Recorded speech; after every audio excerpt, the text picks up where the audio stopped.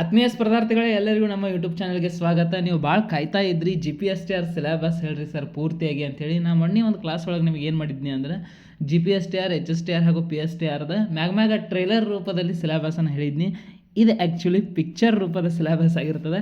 6ರಿಂದ 8ನೇ ತರಗತಿಯ ಶಿಕ್ಷಕರ ನೇಮಕಾತಿ ಅಥವಾ ನಾವು ಇದನ್ನೇನಂತ ಕರಿತೀವಿ ಗ್ರ್ಯಾಜುಯೇಟ್ ಪ್ರೈಮರಿ ಟೀಚರ್ಸ್ ನೇಮಕಾತಿಗಾಗಿ ಪ್ರಾಥಮಿಕ ಶಿಕ್ಷಕರ ನೇಮಕಾತಿಗಾಗಿ ಬರುವಂತಹ ಸಿಲೆಬಸ್ ಏನದ. ಇಲ್ಲಿ ವಿಷಯ ನಿಮಗೆ ಆಲ್ರೆಡಿ ನಾನು ತಿಳಿಸಿದ್ರಿ. ಸಾಮಾನ್ಯ ಕನ್ನಡ ಇರ್ತದೆ, ಸಾಮಾನ್ಯ ಇಂಗ್ಲೀಷ್, ಸಾಮಾನ್ಯ ಜ್ಞಾನ, ಶೈಕ್ಷಣಿಕ ಮನೋವಿಜ್ಞಾನ, ಮಗುವಿನ ಬೆಳವಣಿಗೆ ಮತ್ತು ಬೋಧನಾಶಾಸ್ತ್ರ ಅದರೊಳಗೆ ಇನ್ಕ್ಲೂಡ್ ಆಗಿರ್ತದೆ. ಆರೋಗ್ಯ ಮತ್ತು ಮೌಲ್ಯ ಶಿಕ್ಷಣ, ಅದರ ಜೊತೆಗೆ ಕಂಪ್ಯೂಟರ್ ಲಿಟ್ರಸಿ ಅಥವಾ ಗಣಕಯಂತ್ರ ಸಾಕ್ಷರತೆ ಅಂಥೇಳಿ ಕರಿತೀವಿ. ಇಲ್ಲಿ ಮಾರ್ಕ್ಸ್ ಡಿಸ್ಟ್ರಿಬ್ಯೂಷನ್ ಕೂಡ ಅದೇ ರೀತಿ ಆಗ್ತಿರ್ತದೆ. ನಿಮಗೆ ಗೊತ್ತಿದ್ದಂಗೆ ಸಾಮಾನ್ಯ ಕನ್ನಡಕ್ಕೆ 25 ಅಂಕಗಳ ನಿಗದಿತ ಮಾರ್ಕ್ಸ್ಗಳಿರ್ತವೆ. ಸಾಮಾನ್ಯ ಇಂಗ್ಲೀಷಿಗೆ ಕೂಡ 25 ಅಂಕಗಳಿರ್ತವೆ. ಇನ್ನು ಸಾಮಾನ್ಯ ಜ್ಞಾನ GK ಅಂತ ಏನು ಕರಿತೀವಲ್ಲ, ಇದು ಕರೆಂಟ್ ಅಫೇರ್ಸನ್ನು ಕೂಡ್ಕೊಂಡು 25 ಅಂಕದಲ್ಲಿ ನಮಗೆ GPSTR ಪರೀಕ್ಷೆಗೆ ಬರ್ತದೆ. ಶೈಕ್ಷಣಿಕ ಮನೋವಿಜ್ಞಾನ ಮತ್ತು ಮಗುವಿನ ಬೆಳವಣಿಗೆ ಮತ್ತು ಬೋಧನಾಶಾಸ್ತ್ರ ಏನದಲ್ಲ, ಇದು ಭಾಳ ಇಂಪಾರ್ಟೆಂಟ. 50 ಅಂಕಗಳಿಗೆ ನಮಗೆ ಎಕ್ಸಾಮಿನೇಷನ್ದಲ್ಲಿ ಆಗ್ತದೆ. ನಿರ್ಣಾಯಕ ಪಾತ್ರ ವಹಿಸೋದೇ ಇದೆ ಆ್ಯಕ್ಚುಲಿ. ಓಕೆ, ಇನ್ನು ಆರೋಗ್ಯ ಮತ್ತು ಮೌಲ್ಯ ಶಿಕ್ಷಣ ಈ ಕಾನ್ಸೆಪ್ಟ್ 15 ಅಂಕಗಳಿಗಿದ್ರೆ ಗಣಕಯಂತ್ರ ಸಾಕ್ಷರತೆ 10 ಮಾರ್ಕ್ಸಿಗಿರ್ತದೆ. ಟೋಟಲ್ 150 ಅಂಕಗಳನ್ನು ಪೇಪರ್ 1ದಾಗ ಎಲ್ಲರಿಗೂ ಕಾಮನ್ ಆಗಿ ಇಲ್ಲಿ ಕವರ್ ಮಾಡ್ತಾರೆ. ಎಲ್ಲ ಆರ್ಟ್ಸ್ ಬ್ಯಾಕ್ಗ್ರೌಂಡ್ದವ್ರಿಗೂ ಕಾಮನ್ ಇರ್ತದೆ, ಸೈನ್ಸ್ ಬ್ಯಾಕ್ಗ್ರೌಂಡ್ದವ್ರಿಗೂ ಕಾಮನ್ ಇರ್ತದೆ. ಇವೆಲ್ಲರಿಗೂ ಇರುವಂತಹ ವಿಷಯ ಇದು. ಅಂಡರ್ಸ್ಟ್ಯಾಂಡ್? ಹಾಗಾದ್ರೆ ಅದ್ರೊಳಗೆ ಕನ್ನಡದೊಳಗೆ ಸರ್ ಕನ್ನಡ ಅಂತ ಹೇಳಿರಿ, ಕನ್ನಡದಾಗ ಏನೇನು ಇರ್ತಾವೆ ಅನ್ನೋದನ್ನು ನೋಡ್ಕೊತಗೊಂಡು ಇದನ್ನು ನೋಟ್ ಮಾಡ್ಕೊಳ್ರಿ ಅಥವಾ ಸ್ಕ್ರೀನ್ಶಾಟ್ ಹೊಡ್ಕೊಂಡು ಇಟ್ಕೋರಿ. ಕನ್ನಡದ ವರ್ಣಮಾಲೆಗಳ ಬಗ್ಗೆ, ಗುಣಿತಾಕ್ಷರ ಮತ್ತು ಸಂಯುಕ್ತಾಕ್ಷರಗಳ ಬಗ್ಗೆ, ನಾಮಪದ, ಸರ್ವನಾಮ, ಪ್ರಶ್ನಾತ್ಮಕ, ಇದ್ರ ಬಗ್ಗೆ ಕ್ರಿಯಾಪದಗಳು, ಕರ್ಮಕ, ಸಕರ್ಮಕ ಕ್ರಿಯಾಪದಗಳು, ಕ್ರಿಯಾರ್ಥಕ ರೂಪಗಳು, ಕಾಲಗಳು, ಅಖ್ಯಾತ ಪ್ರತ್ಯಯ, ಕಾಲಪಲ್ಲಟ, ಓಕೆ, ಲಿಂಗ ಮತ್ತು ವಚನಗಳ ಬಗ್ಗೆ, ಸಂಧಿಗಳ ಬಗ್ಗೆ, ವಿಭಕ್ತಿ ಪ್ರತ್ಯಯಗಳ ಬಗ್ಗೆ, ಸಮಾಸಗಳು, ಕೃದಂತ, ತದ್ದಿತಾಂತ, ದ್ವಿರುಕ್ತಿ, ಜೋಡಿ ನುಡಿ, ಪಡಿನುಡಿ, ಅವ್ಯಯ, ಅದರ ಪ್ರಕಾರಗಳು ಯಾವ್ಯಾವ ಇರ್ತಾವೆ, ಲೇಖನ ಚಿಹ್ನೆಗಳು, ಪದಗಳ ಅರ್ಥ, ಸಮಾನಾರ್ಥಕ, ನಾನಾರ್ಥಕ, ವಿರುದ್ಧಾರ್ಥಕ, ಇವೆಲ್ಲವೂ ಕೂಡ ತತ್ಸಮ ತದ್ಭವ ಇಂಪಾರ್ಟೆಂಟ್ ಆಗ್ತದೆ. ಅನ್ಯದೇಶಿ ಪದಗಳು ಇದು ಕೂಡ ಇಂಪಾರ್ಟೆಂಟ್ ಆಗ್ತದೆ. ಓಕೆ, ಗ್ರಾಂಥಿಕ ಪದಗಳು, ಗಾದೆಗಳು, ಛಂದಸ್ಸು, ಅಲಂಕಾರ, ಹಳೆಗನ್ನಡ ಕವಿ, ಕಾಲ, ಆಶ್ರಯ, ಬಿರುದು ಏನೇನು ಇರ್ತದೆ ಇವೆಲ್ಲವೂ ನಿಮಗೆ 6th to 10th ಕನ್ನಡ ಪುಸ್ತಕದಾಗ ಸಿಗ್ತಾವೆ. ನಮ್ಮ ಕನ್ನಡ ಮಾಧ್ಯಮದ ಪುಸ್ತಕದಾಗ ಪ್ರತಿಯೊಬ್ಬರು ಕವಿಗಳು ಅದಾರು, ಕವಿ ಪರಿಚಯ ಇರ್ತದೆ, ತದ್ದಿತಾಂತಗಳ ಬಗ್ಗೆ ಕೊಟ್ಟಿದ್ದಾರೆ, ಗಾದೆ ಮಾತುಗಳ ಬಗ್ಗೆ ಕೊಟ್ಟಿದ್ದಾರೆ, ಅನ್ಯದೇಶಿ ಪದಗಳ ಬಗ್ಗೆ ಕೊಟ್ಟಿದ್ದಾರೆ, ಪೋರ್ಚುಗಲ್ನಿಂದ ಬಂದಂಥ ಪದಗಳು ಯಾವ್ಯಾವ, ಸಂಸ್ಕೃತದಿಂದ ಕನ್ನಡಕ್ಕೆ ಬಂದಂಥ ಪದಗಳು ಯಾವ್ಯಾವ. ಇಲ್ಲಿ ಏನು ಮಾಡಿದ್ದಾರೆ ಅಂದ್ರೆ ಅವರ ಇಲಾಖೆಯವರ ಈ ಗ್ರಂಥಗಳನ್ನು ಓದ್ಕೋರಿ ಅಥವಾ ಇದನ್ನು ರೆಫರೆನ್ಸ್ ಆಗಿ ಇಟ್ಕೋರಿ ಅಂತ ಕೊಟ್ಟಿದ್ದಾರೆ. ಇವೆಲ್ಲವನ್ನು ನಮಗಂತೂ ಓದೋಕ್ಕಾಗಂಗಿಲ್ಲ. ಯಾವುದಾದ್ರೂ ಒಂದು ಕನ್ನಡ ಭಾಷೆಯ ಬಗೆಗಿನ ಒಂದು ಪುಸ್ತಕವನ್ನು ಓದೋದು ಬೆಸ್ಟ್. ಅದಕ್ಕಿಂತ ಭಾಳ ಬೆಸ್ಟ್ ಯಾವುದಂದ್ರೆ 1ನೇ ಆಪ್ಷನ್ ಹೇಳಿದ್ದಾರೆ ನೋಡ್ದೆ, ಕರ್ನಾಟಕ ಪಠ್ಯಪುಸ್ತಕ ಸಂಘ ಪ್ರಕಟಿಸಿರುವಂತಹ 6ರಿಂದ 10ನೇ ತರಗತಿವರೆಗೆ ಪ್ರಥಮ ಭಾಷೆ ಮತ್ತು ದ್ವಿತೀಯ ಭಾಷೆ, ತೃತೀಯ ಭಾಷೆ ಕನ್ನಡ ಪಠ್ಯಪುಸ್ತಕಗಳು ಏನದಾವಲ್ಲ ಇವ ದಿ ಬೆಸ್ಟ್ ಪುಸ್ತಕಗಳು. ಪ್ರಥಮ ಭಾಷೆ ಅಂತೂ ಕನ್ನಡ ಮೀಡಿಯಮ್ದವ್ರಿಗೆ ಇರ್ತದೆ, ದ್ವಿತೀಯ ಭಾಷೆ ಇಂಗ್ಲೀಷ್ ಮೀಡಿಯಮ್ ವಿದ್ಯಾರ್ಥಿಗಳಿಗೆ ಇರ್ತದೆ. ಅದನ್ನು ತೊಗೊಂಡು ನೀವು ಓದ್ಕೋಬೋದು. ಅಂಡರ್ಸ್ಟ್ಯಾಂಡ್? ಇವು ದಿ ಬೆಸ್ಟ್ ಟೆಕ್ಸ್ಟ್ ಬುಕ್ಗಳು. ಇವನ್ನ ಹೊರತುಪಡಿಸಿ ಏನು ಮಾಡೋದು ಅಷ್ಟು ಇಂಪಾರ್ಟೆಂಟ್ ಅಲ್ಲ. ನಿಮಗೆ ವ್ಯಾಕರಣ ಏನಾದರೂ ಬೇಕಾಗಿತ್ತು, ಗ್ರಾಮರ್ ಏನಾದರೂ ಬೇಕಾಗಿತ್ತು ಅಂದ್ರೆ ತೀನಂ ಶ್ರೀಕಂಠಯ್ಯವರವರ ಕನ್ನಡ ಮಾಧ್ಯಮ ವ್ಯಾಕರಣ ಪುಸ್ತಕವನ್ನು ತೊಗೊಂಡು ಅಭ್ಯಾಸ ಮಾಡಿದರೆ ಸಾಕು ಕನ್ನಡಕ್ಕೆ.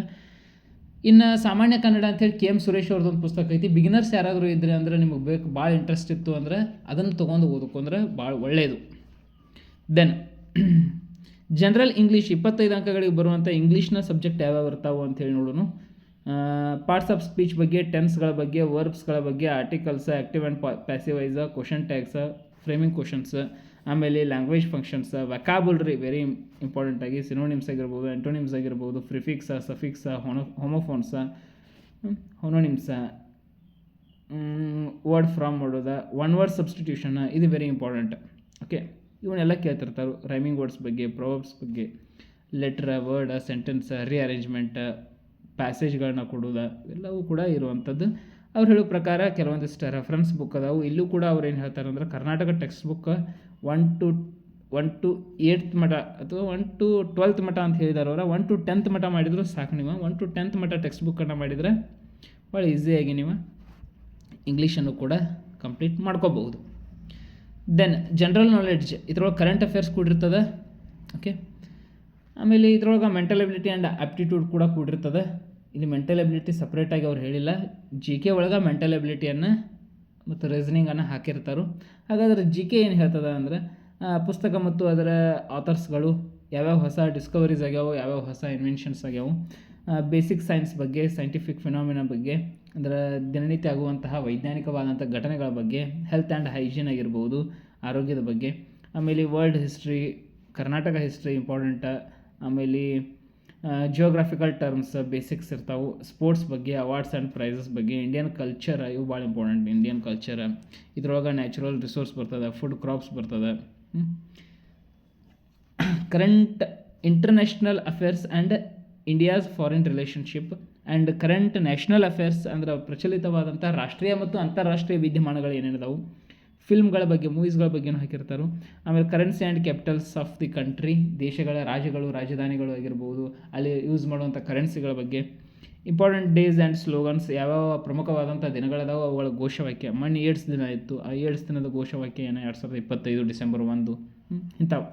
ಫೆಸ್ಟಿವಲ್ಸ್ ಆಫ್ ಫೋಕ್ ಡ್ಯಾನ್ಸ್ ಇವೆಲ್ಲವೂ ನೀವು ನೋಡ್ಕೋತಾ ಹೋದ್ರಂದ್ರೆ ಮಾನ್ಯುಮೆಂಟ್ಸ್ ಆಗಿರ್ಬೋದು, ಇಂಡಸ್ಟ್ರೀಸ್, ಆಮೇಲೆ ಅದರ್ಗಳು,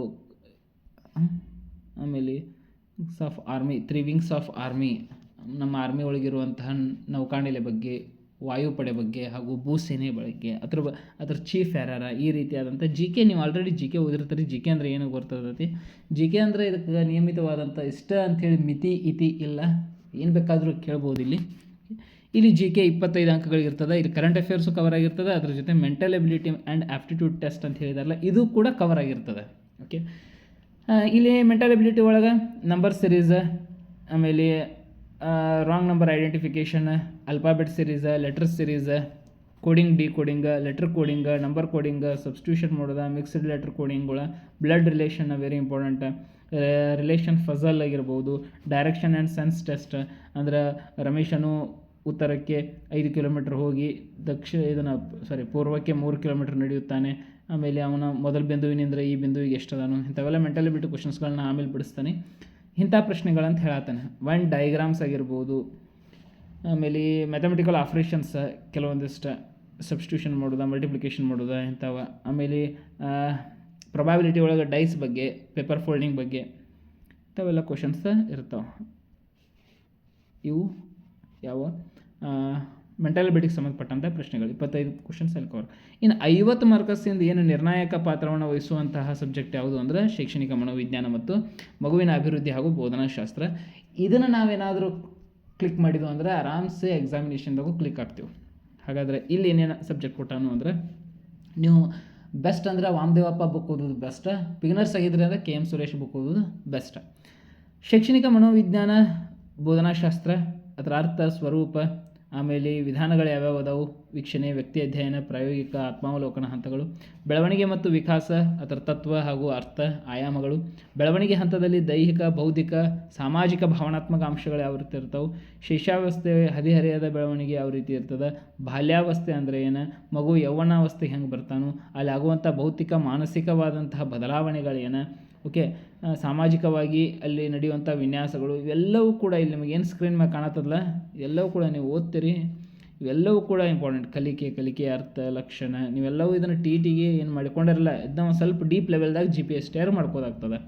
ಕೋಲಾರವರ ಒಳನೋಟ ಕಲಿಕೆ, ಬಂಡೂರವರ ಸಾಮಾಜಿಕ ಕಲಿಕೆ, ಆಮೇಲೆ ಶಾಸ್ತ್ರೀಯ ಅನುಬಂಧಿತ ಸೋಪಾದಿತ ಕಲಿಕೆಗಳು, ಇವೆಲ್ಲವೂ ಕೂಡ ಈ ಕಲಿಕೆ ಲರ್ನಿಂಗ್ ಏನದಲ್ಲ ಇದ್ರ ಮ್ಯಾಗ ಭಾಳ ಕ್ವಶನ್ಸ್ಗಳನ್ನ ಕೇಳುವಂಥ ಚಾನ್ಸಸ್ ಇರ್ತದೆ. ವಿಶೇಷ ಗಮನ ನೀಡಬೇಕಾದಂತಹ ಮಕ್ಕಳ ಪ್ರತಿಭಾನ್ವಿತ ಸೃಜನಾತ್ಮಕ ಮಕ್ಕಳಾಗಿರ್ತಾರೋ, ವಿಶೇಷ ಕಲಿಕಾ ಸಾಮರ್ಥ್ಯ ಹೊಂದಿರುವಂಥ ಮಕ್ಕಳಾಗಿರ್ತಾರೋ, ವಿಶೇಷ ಮಕ್ಕಳಾಗಿರ್ತಾರೋ, ಆಮೇಲೆ ಮೌಲ್ಯಮಾಪನ ಮಾಡೋದ, ಸಾಧನಾ ಪರೀಕ್ಷೆಗಳನ್ನು ತಗೋದ, ನೈದಾನಿಕ ಪರೀಕ್ಷೆಗಳ ಬಗ್ಗೆ, ಆಮೇಲೆ ಪರಿಹಾರ ಬೋಧನೆಗಳ ಬಗ್ಗೆ, ನಿರಂತರ ನಾವು CCE ಅಂತ ಏನು ಕರಿತಾವಲ್ಲ, ಓಕೆ, ಇದ್ರ ಬಗ್ಗೆ, ಮೌಲ್ಯಮಾಪನದ ವಿಧಗಳು ಯಾವ, ಮೌಲ್ಯೀಕರಿಸುವಂತಹ ಕ್ಷೇತ್ರಗಳು ಯಾವ್ಯಾವ, ಪ್ರಾಯೋಗಿಕ ಕಲಿಕೆ ಹೆಂಗಾಗ್ತೈತಿ, ಅನುಗಮ ನಿಗಮನ ಪದ್ಧತಿ ಅಂದರೆ ಏನು, ಸಹಕಾರ ಕಲಿಕೆ, ಸಂಘಟನಾತ್ಮಕ, ಇವೆಲ್ಲವೂ ಕೂಡ ಎಜುಕೇಷನಲ್ ಸೈಕಾಲಜಿ ಒಳಗೆ ಅಂದರೆ ಶೈಕ್ಷಣಿಕ ಮನೋವಿಜ್ಞಾನದಾಗ ನಿಮಗೆ 50 ಮಾರ್ಕಸನ್ನು ತಂದು ಕೊಡುವಂತಹ ಕ್ಷೇತ್ರ ಆಗಿರ್ತದೆ. ಇವೆಲ್ಲವನ್ನು ನೀವು ಸಮಾಧಾನಲೇ ನೋಡಿ ಒಂದು ಕಡೆ ನೋಟ್ ಮಾಡಿ ಇಟ್ಕೋರಿ ಅಥವಾ ಸ್ಕ್ರೀನ್ಶಾಟ್ ಹೊಡ್ಕೊಂಡು ಇಟ್ಕೋರಿ. ಎಲ್ಲವೂ ಕೂಡ ಭಾಳ ಇಂಪಾರ್ಟೆಂಟ್ ಆಗ್ತದೆ. ನೀವು ಸಿಲೆಬಸ್ ಕಾಪಿಯನ್ನು ನೆಟ್ಟದಾಗ ಹೋಗಿ ಕೂಡ ತಗೋಬೋದು. ಸಿಲೆಬಸ್ ಕಾಪಿ ಇಟ್ಕೊಂಡು ಓದೋದ್ರ ಮೂಲಕ GPSTRನ್ನು ವೆರಿ ಈಸಿಯಾಗಿ ಕ್ಲಿಯರ್ ಮಾಡಬಹುದು. ಅದನ್ನ ಇಲ್ಲಿ ಇಂಗ್ಲೀಷ್ ಒಳಗೆ ಕೊಟ್ಟಾರು. ಇಂಗ್ಲೀಷ್ ಮೀಡಿಯಮ್ಸ್ ವಿದ್ಯಾರ್ಥಿಗಳು ಯಾರಾದರೂ ಇದ್ರಂದ್ರೆ ನೋಡ್ಕೊಂಡ್ಬಿಟ್ರೆ ಅದನ್ನು. ಓಕೆ, ಇದಕ್ಕೆ ಅವ್ರು ಏನಂತಾರೆ ಅಂದ್ರೆ ರೆಫರೆನ್ಸ್ ಬುಕ್ಕಾಗಿ JC ಅಗರ್ವಾಲ್ ಅವ್ರ ಬುಕ್ಕ ಮತ್ತು KK ಭಾಟಿಯಾ ಅವ್ರ ಬುಕ್ ಕೂಡ ಕೊಟ್ಟಿದ್ದಾರೆ. ಇದು ಇಂಗ್ಲೀಷ್ ಮೀಡಿಯಮ್ದಾಗ ಅದಾವ. ಇಂಗ್ಲೀಷ್ ಮೀಡಿಯಮ್ದಾಗ ನೀವು ಅದನ್ನು ಓದ್ಕೋಬೋದು. ಕನ್ನಡ ಮೀಡಿಯಮ್ದಾಗ Vamadevappa book best. Vamadevappa book ಓದ್ಕೊಂಡ್ರೆ ಸಾಕು ಅನ್ನೋದು ನನ್ನ ವೈಯಕ್ತಿಕ ಅಭಿಪ್ರಾಯ. ಕೆ ಎಮ್ ಸುರೇಶ್ ಅವ್ರದ್ದು ಬಿಗಿನರ್ಸ್ ಇದ್ದವ್ರು ಓದ್ಕೋರಿ. ಇನ್ನು ಆರೋಗ್ಯ ಮತ್ತು ಮೌಲ್ಯ ಶಿಕ್ಷಣ ಏನು ಹೇಳ್ತದ ಅಂದ್ರೆ 15 ಅಂಕಗಳಿಗೆ ಬರುವುದಿದೆ. ಆರೋಗ್ಯ ಮತ್ತು ರೋಗದ ಬಗ್ಗೆ ತಡೆಗಟ್ಟುವ ಮತ್ತು ನಿಯಂತ್ರಣ ಮಾಡುವಂಥ ಕ್ರಮಗಳು, ಸಾಂಕ್ರಾಮಿಕ ಅಲ್ಲದ ರೋಗಗಳು ಯಾವ, ಸಾಂಕ್ರಾಮಿಕ ಇರುವ ರೋಗಗಳು ಯಾವ, ಅಲ್ಲಿ ಜೀವನ ಶೈಲಿ ಯಾವ ರೀತಿ ಇರ್ತದೆ, ಆರೋಗ್ಯಕರ ಜೀವನಕ್ಕೆ ಆಹಾರದ ಅವಶ್ಯಕತೆ ಹೆಂಗಿದೆ, ಸಮತೋಲಿತ ಆಹಾರದ ಅವಶ್ಯಕತೆ ಏನೇನು, ಸಂತಾನೋತ್ಪತ್ತಿಯ ಆರೋಗ್ಯ ಹೆಂಗೆ, ಲೈಂಗಿಕವಾಗಿ ಹರಡುವಂಥ ರೋಗಗಳೇನು, ಸಂತಾನೋತ್ಪತ್ತಿ ಪ್ರಕ್ರಿಯೆಯಲ್ಲಿ ಏನೇನು ಆಗ್ತದೆ ಅದನ್ನು ತಡೆಗಟ್ಟುವಂತಹ ವಿಧಾನಗಳೇನೇನು, ಆತ್ಮವಿಶ್ವಾಸದ ಬೆಳವಣಿಗೆ, ಸಾಮಾಜಿಕ ಆರೋಗ್ಯ, ಪ್ರಥಮ ಚಿಕಿತ್ಸೆಯನ್ನು ಯಾವ ರೀತಿ ಮಾಡಬೇಕು ಅನ್ನೋದು ಕಾನ್ಸೆಪ್ಟ್. ಇನ್ನು ಮೌಲ್ಯ ಶಿಕ್ಷಣ ಅಂದ್ರೆ ಒಳ್ಳೆಯತನದ ಸಿದ್ಧಾಂತಗಳು ಯಾವ ರೀತಿ ಇರ್ತಾವೆ, ನಡವಳಿಕೆ ಸಿದ್ಧಾಂತಗಳು, ಮಾನವನ ನಡವಳಿಕೆ ನಿಯಮಗಳು, ಸಾಮಾನ್ಯ ಉತ್ತಮ ಸಿದ್ಧಾಂತಗಳು ಯಾವ ರೀತಿ ಇರ್ತಾವೆ, ಇದೆಲ್ಲವೂ ಕೂಡ ನೈತಿಕ ಶಿಕ್ಷಣದಲ್ಲಿ ಭಾವನೆಗಳು, ನಿಯಂತ್ರಣದ ಅಂಶಗಳು, ಸಚ್ಚಾರಿತ್ರ್ಯ, ವ್ಯಕ್ತಿತ್ವ ಮಾದರಿಗಳು, ಮೌಲ್ಯಗಳು, ಇವೆಲ್ಲವೂ ಕೂಡ ನಿಮಗೊಂದು ವಿಡಿಯೋದ ಮೂಲಕ ಯೂಟ್ಯೂಬ್ದಾಗೂ ಸಿಗ್ತೈತಿ. ಇಲ್ಲ ಅಂದ್ರೆ ನಿಮಗೆ ಮೌಲ್ಯ ಶಿಕ್ಷಣ ಅಂಥೇಳಿ ಸಣ್ಣ ಕೈಪಿಡಿ ಟೈಪ್ ಪುಸ್ತಕ ಕೂಡ ಸಿಗ್ತಾವೆ ಬುಕ್ ಸ್ಟೋರ್ ಒಳಗೆ. ಅದನ್ನು ಓದ್ಕೋದ್ರ ಮೂಲಕ ನೀವು ಇದನ್ನು ಕಂಪ್ಲೀಟ್ ಮಾಡ್ಕೋಬೋದು. ಇನ್ನು ಗಣಕಯಂತ್ರ ಕಂಪ್ಯೂಟ್ರಿಗೆ ಬಂದು ಅಂದ್ರೆ ನಾವು ಕಂಪ್ಯೂಟರ್ದ ಇಂಟ್ರಡಕ್ಷನ್ನ, what is computer, basic information about computer, okay. ಇಲ್ಲಿ CPU ಬಗ್ಗೆ, ಅಪ್ಲಿಕೇಶನ್ ಸಾಫ್ಟ್ವೇರ್ಸ್ಗಳ ಬಗ್ಗೆ, ವಿಂಡೋಸ್ ಆ್ಯಂಡ್ ವಿಂಡೋಸ್ ಕಾನ್ಸೆಪ್ಟ್ಗಳ ಬಗ್ಗೆ, MS PowerPoint, MS Excel, Nudi software, digital, ಇವೆಲ್ಲವೂ ಕೂಡ ನಿಮಗೆ reference book computer science text book PUC 1 PUC 2ದಾಗ ಐತಿ. ಇದನ್ನು ಹೊರತುಪಡಿಸಿರೋ ಗುರ್ರಾಜ್ ಬುಳ್ಬುಳಿ ಅವ್ರದ್ದು ಕನ್ನಡದಾಗ ಕಂಪ್ಯೂಟರ್ ಸಾಕ್ಷರತೆ ಪುಸ್ತಕ ಐತಿ. ಇದು ನನ್ನ ಪ್ರಕಾರ ಒಂದು ಬೆಸ್ಟ್ ಪುಸ್ತಕ, ನನ್ನ ಕಡೆನೂ ಇದೆ. ಇದನ್ನು ಓದಿದ್ರೆ ನೀವು ಕಂಪ್ಯೂಟರ್ದ ಪೂರ್ಣ ಮಾಹಿತಿಯನ್ನು ತಿಳ್ಕೊಬೋದು ಅನ್ನೋದು ನನ್ನ ಅಭಿಪ್ರಾಯ. ಇಷ್ಟಾಗಿತ್ತು ಸ್ಪರ್ಧಾರ್ಥಿಗಳಿಗೆ GPSTRಗೆ ಬೇಕಾದಂತಹ 150 ಅಂಕಗಳಿಗೆ ಪೇಪರ್ 1ನಲ್ಲಿರುವಂತಹ ಒಳನೋಟವಾಗಿರುವಂತಹ ವಿಷಯ. ನಾನು ಮಾಡಿ ನಮಗೆ ಮ್ಯಾಗ ಟ್ರೇಲರ್ ರೂಪದಲ್ಲಿ ಹೇಳೀನಿ. ಆ್ಯಕ್ಚುಲಿ ಇದು ಪಿಕ್ಚರ್ ಒಳಗೆ ಈ ಎಲ್ಲ ವಿಷಯಗಳನ್ನ ನಾವು ಓದ್ಕೊಂಡು ಅಂದ್ರೆ ಪೇಪರ್ 1ದಾಗ ಈಸಿಯಾಗಿ ನಾವು ಮಾರ್ಕ್ಸನ್ನು ತೆಗಿತೇವೆ. ಈಗ ಪೇಪರ್ 1 ನನ್ನ ಕಡೆ ಇಲಾಖೆಯವರ ಬಿಟ್ಟಂಥ ಒಂದು ಮಾದರಿ ಪ್ರಶ್ನೆ ಪತ್ರಿಕೆ ಮಾಡಲ್ ಕ್ವಶನ್ ಪೇಪರ್ ಅದ. ಆ ಮಾಡಲ್ ಕ್ವಶನ್ ಪೇಪರನ್ನು ಕೂಡ ನಾನು ಬಿಡಿಸ್ತೀನಿ. ಪೇಪರ್ 1ಗೆ ಸಂಬಂಧಪಟ್ಟಂಗೆ ಬಿಡಿಸೋದ್ರ ಮೂಲಕ ನಿಮಗೆ ಇನ್ನೂ ಹೆಚ್ಚು ಐಡಿಯಾ ಬರ್ತದೆ. ಅದನ್ನು ವಿಶ್ಲೇಷಣೆ ಕೂಡ ಮಾಡ್ತೀನಿ 360 ಆ್ಯಂಗಲ್ ಒಳಗೆ. ಓಕೆ, ಮುಂದಿನ ವಿಡಿಯೋದಲ್ಲಿ ಅದನ್ನು ತೊಗೊಂಡು ನಾನು ನಿಮ್ಮ ಜೊತೆ ಸಿಗ್ತೀನಿ. ಅಲ್ಲಿವರೆಗೂ ಕೀಪ್ ವಾಚಿಂಗ್, ಬೈ.